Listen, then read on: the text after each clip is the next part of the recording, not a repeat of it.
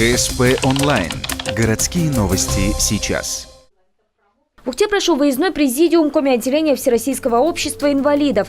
Повестка стала не обсуждением проблем, а своеобразным привлечением к себе внимания тех же городских властей.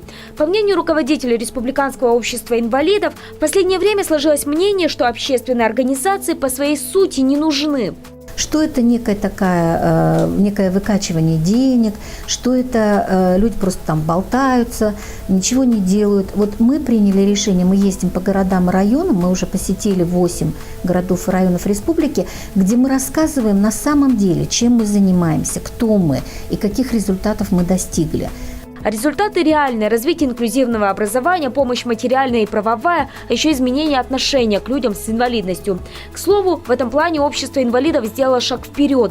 Чего только стоят песенные фестивали и туристические слеты.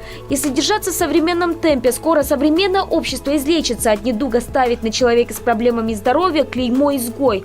Реально ли это, воочию можно будет узнать в 2018 году на праздновании юбилея этой общественной организации. В июне республиканское отделение отметит 30 лет.